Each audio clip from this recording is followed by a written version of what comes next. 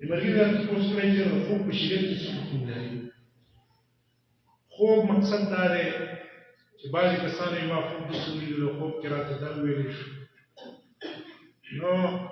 خوب باندې څه حکم شرعي ثابتېږي.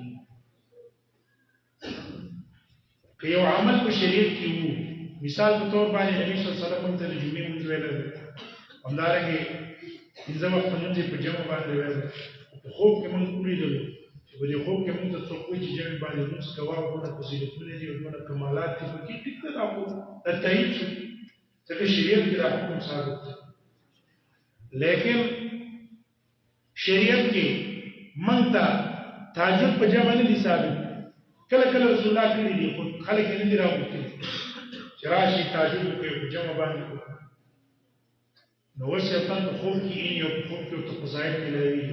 چې هلکه تهجد په جمع کول دونه اجر دی او دونه ثواب دی او بالفرض رسول الله په خوب کې پکې ویلي چې هغه ته ویلي چې زه رسول الله یم نو په دې باندې جمع نه ثابتېږي ځکه شریعت کې نه راغلی. که شریعت کې یو شی وو او خوب دې ولیدو د هغې لپاره صحیح شو او که شریعت کې نه راغلی او خوب ته ولیدو په هغې باندې حکم شرعي نه داخلېږي. تا ته اوس خوب کې ویلی چې ذکر په دې طریقې باندې کوه او هغه طریقه په شرع کې نه ده ثابت نو په هغې باندې حکم شرعي ثابتېږي نه هغه طریقه به تر ځان نه ایجاد نه. دې وجې نه اوس موږ تاسو خوب کې یو ډېر کسان د خپلو پاټو د خپلو جماعتونو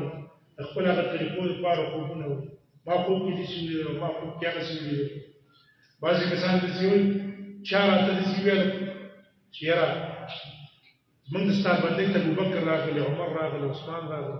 علي راغلی ځکه چا درته ویل ابوبکر عمر عثمان علي د چا د ستا بندو د څه کوي کیږي